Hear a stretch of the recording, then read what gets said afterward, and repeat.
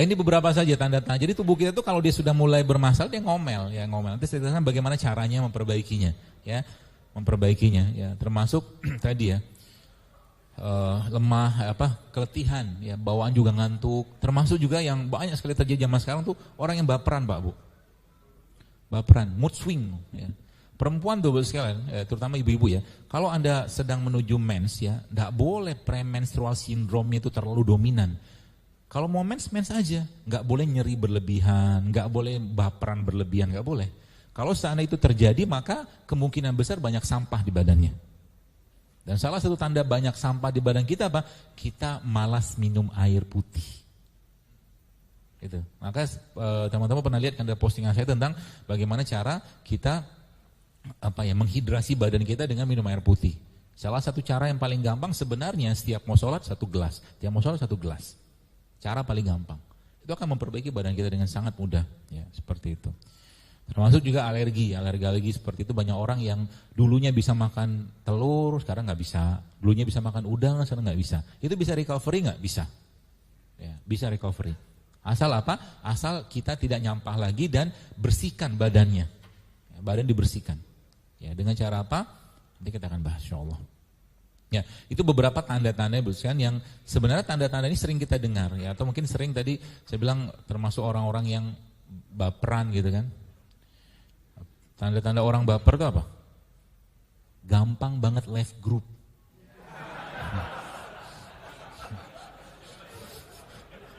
Gak bisa dinasehati gitu kan. Dikit-dikit baper gitu kan. Dia ketahanan mental kita tampak di situ sebenarnya. Ya, dikit-dikit kayak perempuan aja gitu kan. Terutama laki-laki gini. Mungkin kebanyakan kerupuk atau gorengan mungkin kan. Karena emang makanan akan mempengaruhi perilaku. Kalau Anda lihat, kenapa Rasulullah tidak makan biawak? Biawak itu kan dihalalkan. Tapi tidak makan beliau. Karena memang wajah biawak itu kan serem gitu kan. Coba Anda lihat kambing. Lucu gitu kan. Ya, kambing, makanya Nabi suka makan kambing kan. Seperti itu ya.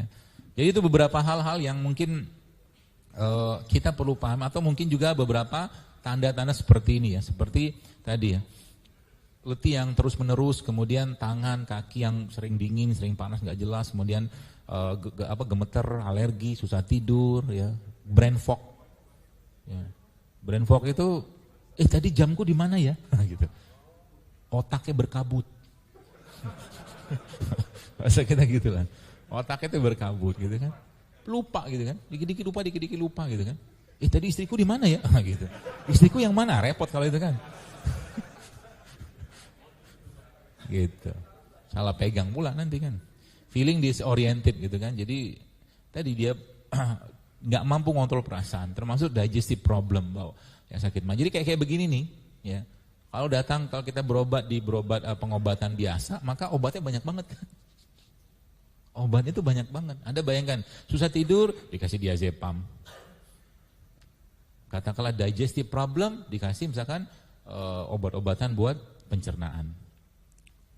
Mungkin teman-teman sempat dapat rilis kemarin ada satu obat yang ternyata bisa memicu kanker. Obat mah, ada kan? Sebenarnya kayak gitu banyak sebenarnya. Ya, tidak kita tahu saja. Ya, karena di Amerika sendiri itu iatrogenic disease atau penyakit akibat obat-obatan segala macam ya, dan rumah sakit gitu kan, perawatan rumah sakit itu nomor 3 di sana di Amerika kematiannya ya gitu. Sehingga kadang-kadang ada satu kalimat yang saya baca ini kan, ini ya benar juga sih, sometimes the remedy is worse than disease. Ya. Dan kalau boleh kita jujur, dan kita harus jujur bahwa sekarang sampai detik ini pun penyakit diabetes nggak bisa sembuh. Diabetes nggak bisa sembuh kan? Nggak bisa. Harus minum obat seumur hidup. Apa Tuhan kita, Allah yang Maha Pengasih Penyayang, tidak menciptakan obat gitu kan? Nggak mungkin, nggak ada. Darah tinggi nggak bisa sembuh. Masa minum obat seumur hidup? Gitulah. Saya sampaikan juga ke teman-teman dokter, coba kita membuka hati, membuka diri, mari kita lihat. Nggak mungkin Allah tidak menciptakan obatnya. Karena likuli da'in dawaun, kata Nabi, setiap penyakit pasti ada obatnya kan gitu. Jadi tinggal kita membuka hati saja gitu kan, mau atau tidak. Ya. Jadi tanda-tandanya ya teman-teman, beberapa tanda-tanda yang mudah-mudahan itu bisa menjadikan semangat kita untuk memperbaiki diri. Atau mungkin kalau kita lihat apa tuh namanya, kayak poor immunity seperti apa sih, kayak orang nyalain musim. Salah satunya gitu kan. Musim hujan dia batuk pilek. Ini karena hujan batuk pilek gitu kan. Pokoknya nggak ada yang benar musim itu. Musim buah gitu kan. Wah, ini rambutan gitu kan. Batuk saya karena makan rambutan. Pokoknya nggak ada yang benar gitu. Ya. Jadi badan dia tidak mampu beradaptasi dengan lingkungan. Jadi kayak begini dia harus diapain gitu kan. Ya nggak usah diapa-apain, biarin aja. Tapi kita stop dulu masalahnya. Kita stop masalahnya yang bisa bikin tubuhnya bermasalah ya. Kita stop dan kita lihat banyak sekali Bapak sekalian ya makanan-makanan gitu kan yang sebenarnya kalau dalam tubuh kita tuh kalau dia orang itu makan ya tiap hari ya banyak masalah yang akan timbul ya. Kalau Anda lihat di sebelah kiri teman-teman itu kan ada fried food gitu kan, makanan-makanan yang menyebabkan peradangan di badan. Kemudian artificial flavor ya. Mungkin kalau Bapak Ibu pernah lihat beberapa minuman-minuman tadi atau roti ya sekarang. Kalau roti itu coba lihat. Roti itu kan sebenarnya isi cuma tepung, kemudian mentega, gula gitu loh. Sama sedikit pengembang. Tapi kalau kita lihat zaman sekarang roti itu banyak beberapa kayak satu paragraf gitu isinya tuh. Ingredientnya gitu loh. Ya kan? Banyak banget. Ya, sering saya sampaikan kalau kita sudah ngerti hidup sehat biasanya milih-milih biasanya makannya. Ya beberapa kayak dari gluten ini kan dari tepung-tepungan, ya, daging juga termasuk yang sebaiknya jangan terlalu sering dimakan. Ya. Nanti kalau tidak gimana? Daging kan buat pertumbuhan gitu kan. Gajah kan enggak makan daging, gede badannya. Iya kan? Dinosaurus enggak makan daging. Ya. Nanti supaya kuat kan harus makan daging. Itu yang buat apa? Rodeo itu. Apa buffalo ya? Banteng itu makan daging nggak itu? Jadi bagi orang-orang yang nge-gym itu sebenarnya tanpa daging pun bisa kalau mau protein bersumber dari protein nabati. Ya, kalau kita ngitung ya ala-alanya misalkan kita ngitung pakai ukuran gigi, maka sebenarnya dalam 1 bulan itu ya kita cuma 4 kali makan daging atau dalam 1 bulan itu cuma seminggu sekali makan. Karena kan perbandingan 85% berbandingan 15%. Jadi 15% itu gigi taring. Ya, gigi kita kan gigi taring cuma 4, 2 atas 2 bawah. Buat robek-robek makanan yang terusan dari protein hewan kan. Sisanya seri sama geraham itu kan gigi yang untuk mengunyah, mencampur, mengolah gitu loh. Jadi makanya manusia itu memang lebih cocok jangan sering-sering makan daging. Kecuali giginya taring semua. Tapi giginya taring semua zaman sekarang ada satu hewan yang sekarang entah mungkin karena zaman yang rodok berat gitu kan, dia makan apa aja bisa. Kucing. Kucing itu sekarang coba lihat, kasih tempe mau, kasih kerupuk kadang-kadang dia makan, mungkin udah tawadu gitu kan, yang susahnya zaman, mungkin BPJS naik mungkin kan. Kucingnya jadi kucing tawadu gitu kan. Ya. Nah hal seperti ini mungkin yang kita perlu kurangi, jadi banyak sekali boskan. Kalau kita bahas satu demi satu tuh banyak sekali. Dan ingat, makanan yang kita makan ya kalau dia tidak cocok ya ke badan kita maka dia bisa menyebabkan masalah. Ya, contoh mungkin gini. Ada beberapa kali saya mendapatkan sebulan mungkin konsulan, jadi orang tanya gitu kan, kemudian lihat ada anak-anak umur 7 tahun, kadang-kadang dia di bawah 10 tahun gitu kena penyakit-penyakit autoimun.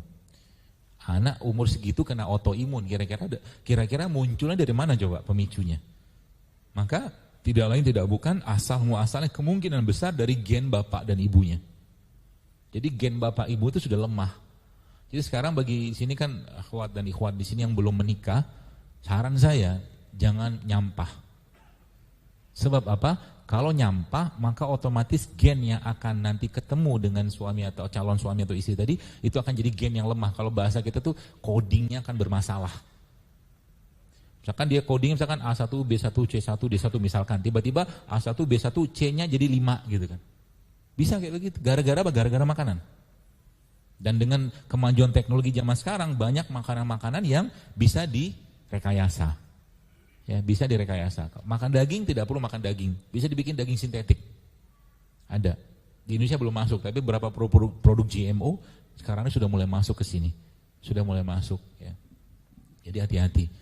Termasuk juga kalau nanti mau cari jodoh, kan jodoh itu kan salah satunya adalah untuk, atau pernikahan adalah salah satu tujuannya adalah untuk mendapatkan keturunan. Ya, selain tanya agamanya kepada sang suami atau istri itu, tanya dia, Anda sehari berapa kali minum madu? Gitu. Berapa kali minum kunyit? Ya. Kan itu akan menentukan kualitas dirinya. Jadi gini, kita nih akan sesuai dengan identitas yang kita bangun tiap hari. Jadi suatu hari saya dalam sebuah kajian ada 3 orang. Dalam sebuah kegiatan ada 3 orang. Orang pertama, orang kedua, orang ketiga. Ada teman yang bawa minuman. Ya, dia bawa minuman. Ada satu minuman itu yang botol gini terus ada jelly-jellynya, cendol-cendolnya gitu kan yang warna hijau segala macam itu, apa namanya itu? Green tea lah apa. Pokoknya ada itunya tuh, apa namanya? Jelly-nya gitu kan. 2 minuman yang begitu-begituan dan 1 air mineral. Orang pertama dikasih air cendol tadi, air jelly. Orang kedua dikasih air jelly. Orang ketiga dikasih air mineral. Orang ketiga itu saya. Kenapa? Dia tahu kalau dikasih itu saya juga nggak minum. Artinya apa? Image dan brand yang saya bangun di dia itu sudah dapat. Si Zaidul Akbar ini kalau dikasih begitu nggak mau makan. Gitu loh. Jadi kalau ada masih ada teman-teman, yuk baksoan yuk. Yuk mie ayaman yuk, misalkan gitu tuh. Maka identitas kita tuh masih belum sehat di depan mereka. Paham ya maksudnya? Karena ini perlu dibangun. Identitasnya perlu dibangun gitu kan. Lagi barusan kajian kayak begini malam gitu kan, sudah mau rencana mau hidup nanti malam gak makan banyak kan Rasul gak makan lagi pada isya, lalu tidur bla bla bla segala macam. Tiba-tiba dia telepon, Mbak Suwan yuk, misalkan itu. Anda harus mengucapkan na'udzubillahi minasyaitonir rajim, saya sudah hijrah gitu kan. Misalkan. Iyalah. Hidup sehat itu kayak orang bangun tahajud. Kalau nggak dipaksain sampai mati juga orang nggak bakal tahajud. Serius. Dan timeline kehidupan kita tuh akan kosong, nggak ada catatan di situ gitu loh. Sayang kan? Padahal Allah menciptakan kita sebagai Abdullah, sebagai hamba Allah. Maka hamba Allah itu kan sosok yang butuh fisik untuk beribadah. Semua amalan atau syariat dalam Islam itu butuh fisik loh. Sholat aja, kalau kita sakit aja kaki dengkul sedikit nggak bisa berdiri loh. Nggak bisa berdiri, kemudian sholatnya duduk, setengah pahala berdiri. Seperti itu.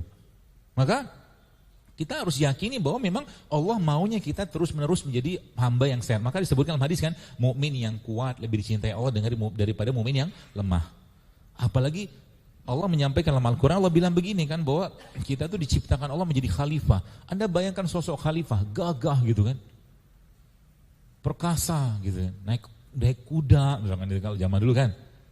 Makannya buah, sayur, bukan makan cilok, cireng, gorengan gitu, enggak. Khalifah kok makan gituan. Ya. Bukan gak boleh makan begitu, silakan. Tapi kalau Anda punya kebiasaan hidup sehat yang lebih banyak, gak apa-apa makan begitu. Dokter saya pengen makan gorengan, boleh silakan. 6 bulan sekali, setahun sekali, aman kan? Misalkan. Saya agak was-was ngomongin karena banyak yang jualan di bawah. Nanti diprotes. Ya. Tapi gak apa-apa. Kalau nanti kita sudah gak makan gitu, karena kan abang gorengan kan switching dia. Berubah. Kemarin pas di Batam ada seorang yang nanya, jujur banget dia gitu kan, kasih kertas gitu kan, dokter Waalaikumsalam, saya jualan gorengan gitu kan, kata dia gitu kan. Setelah mendengar kajian dokter saya jadi bingung nih, apa yang saya harus kerjakan, mau nasihatnya. Saya bilang gampang, ganti aja jualan buah. Ya kan? Nanti yang beli siapa? Ya kita ini, yang sudah kembali ke jalan yang benar. Ya, seperti itu. Ya. Atau kalau lagi musim dingin gitu kan nggak bisa jualan buah, kan bisa jualan ubi rebus, segala macam gitu kan. Jadi kita bersinergi Bapak sekalian dengan mereka, jangan khawatir ya. Kalau sudah semua orang pengen hidup sehat, maka akan banyak tadi orang-orang yang berjualan yang sehat-sehat juga. Sekarang kenapa banyak orang jualan begituan ya? Karena memang banyak yang minta. Ekosistemnya sudah terbangun gitu kan. Nanti malam misalkan ada langganan abang nasi goreng, tulis surat WA kepada beliau, Bang, ini terakhir kali Bang kita bertemu ya. Saatnya berpisah gitu kan. Kenapa? Saya sudah ingin sehat gitu kan. Nanti abang gorengannya akan berubah. Ya, seperti itu. Jadi banyak sekarang, dan ada banyak hal yang bisa eliminate inflammation. Jadi dia bisa menghilangkan inflamasi. Jadi semakin kita makan ini, maka gini. Sesuatu yang kita makan dalam badan kita itu akan menyebabkan missing elektron kalau dia mengandung radikal bebas. Elektronnya lepas, ya, elektronnya hilang. Akhirnya banyak sekali radikal bebas di badan kita. Tanda-tanda orang radikal bebas itu kalau bahasa saya di buku yang kedua itu kan manusia karatan. Ya, keriput, tidak semestinya usianya itu katakanlah dengan karakter wajah seperti, tapi sudah tampak tanda-tanda penuaan. Kalau mungkin bahasa kita itu bermutu. Bermuka tua, ya kan? Dan itu bisa dicek dari biological age-nya dia, jadi umur biologi selnya. Umur actualnya misalkan 30 tahun, tapi ketika dicek pakai alat, umur biologisnya ternyata 50. Banyak orang kayak begitu loh. Itu gara-gara apa? Gara-gara makanan salah satunya. Gara-gara makanan yang bersifat asam salah satunya, dan pikiran yang asam. Tanda-tanda orang asam apa? Mulutnya bau, kencingnya bau, BAB-nya bau, keringatnya bau. Itu asam. Ya, itu tanda orang asam. Maka Indonesia sekarang kenapa osteoporosis melonjak luar biasa? Kenapa pagi siang malam orang makan asam semua? Makan asam apa? Jadi nasi kan asam. Gula asam. Tepung asam. Minyak asam. Pikirannya asam. Karena makanan akan mempengaruhi perilaku. Kenapa orang Sunda ketika Anda injek kakinya akan beda dengan orang yang sebelah? Mungkin ini bukan cerita tentang baik buruknya atau mungkin jelek atau apa. Tapi ini karakter karena makanan aja sebenarnya. Sama-sama baik. Tapi responnya akan beda. Orang Makassar kalau Anda ada terinjak kakinya mungkin tidak akan sama dengan responnya seperti orang Jawa Barat. Karena orang Jawa Barat makannya daun. Daun. Maka kalau pengen hatinya lebih lembut, gampang nangis, banyak-banyak makan daun. Serius. Karena emang begitu harusnya. Ada teman saya cerita gitu kan, benar sih dok. Ternyata ketika mulai mengurangi makan, dia bilang, kemudian ketika sudah mulai banyak makan sayur sama buah, saya tuh gampang banget nangis, dia bilang gitu kan. Apalagi kalau ada kajian-kajian yang rame ikhwannya. Karena dia belum nikah ternyata. Canda ya. Jadi itu seperti itu ya. Dan memang tadi moodnya kita itu ya, ada satu istilah yang kita teman-teman sering dengar namanya bunyinya good food is good mood. Ya, good food is good mood. Jadi 80% imunitas kita itu dibuat di pencernaan. 80%. Jadi semakin fresh, semakin alami, semakin banyak vitamin, mineral, enzim yang masuk ke badan kita, ya, maka akan semakin baik moodnya. Seperti itu. Ya. Jadi kalau kita mungkin tiap hari ada mengkonsumsi, cobalah satu hari itu kita ada mewajibkan diri kita untuk mengkonsumsi satu piring yang isinya sayur sama buah, lihat moodnya akan berubah. Maka pagi-pagi saran saya kalau mau berubah, jangan lagi makan yang minyak-minyakan, tepung-tepungan, gula-gulaan. Pagi-pagi. Ya. Pagi-pagi makanannya apa? Kurma misalkan. Ya, sebagaimana hadis Nabi sallallahu alaihi wasallam. 7 butir kurma ajwa, kalau ada kurma ajwa, kalau nggak ada, ya kurma biasa cukup lah, 7 butir. Terus habis itu minum apa? Minum jahe, minum serai, segala macam. Madu 1 sendok atau minyak 1 sendok. Ya, zaitun atau VCO, cukup. Itu sarapan. Ya. Baru saja minum begituan, tiba-tiba ting ting ting ting ting di depan rumah bunyi kan. Bubur lewat. Bubur ayam sehat gak? Kenapa gak berani ngomong gitu? Enak iya gitu kan, tapi sehat? Kalau dia coba bang abang bubur ayam tuh bikin bubur ayam pakai brown rice, beras coklat, mungkin saya mau beli buburnya. Jadi di semua bubur ayam itu, jadi kalau teman-teman pengen beli bubur ayam, kalau saya sih ya, ini caranya, beli bubur ayam, kuahnya penuhin 1 mangkok, nanti penuhin dengan sayur seledri sama daun bawangnya. Kasih sambal, udah itu. Lebih sehat daripada 1 mangkok yang isinya bubur. Ada nasinya kan? Ada kerupuknya kan? Ada cakuinya kan? Ayo. Itu namanya sup yang tadi itu kan, sup bubur ayam. Ya. Kalau mau, kalau enggak juga enggak apa-apa sih. Saya dakwah seperti ini juga enggak baper kok. Serius. Anda mau berubah silakan, gak berubah silakan. Ya, tapi yang jelas ingat apa yang kita makan sekarang ya akan menjadi salah satu nasib dari kesehatan kita di masa depan. Gitu aja pesannya. Jadi kalau pengen masa tua kita nanti nggak nyusahin orang, mulai sekarang hiduplah sehat. Ya, hiduplah sehat. Jangan nyusahin orang dengan penyakit-penyakit yang kita bisa cegah dari sekarang. Kasihan anak istri, suami, ya keluarga. Ya, padahal kita bisa tadi, ya, kita bisa cegah dari sekarang sekalian. Itu sebabnya saya sampaikan bahwa hidup sehat itu jangan jadi lifestyle, tapi jadikan itu bagian dari ketaatan kita dan rasa syukur kita kepada Allah. Sehingga apa? Sehingga ketika kita mulai menjalani hidup sehat, kita dapat pahala. Minum madu dapat pahala, minum kunyit dapat pahala, karena bagian hidup sehat tadi. Ya. Minum madu, ya Allah semoga dengan madu ini aku bisa bangun malam, ya Allah semoga dengan madu ini aku bisa baca Quran lebih baik, gitu kan, bisa kok. Ya, jangan cuma lifestyle. Kalau lifestyle ya terlalu singkat, ya, atau terlalu pendek. Cuman apa tuh namanya kita berniat seperti itu, ya, seperti itu.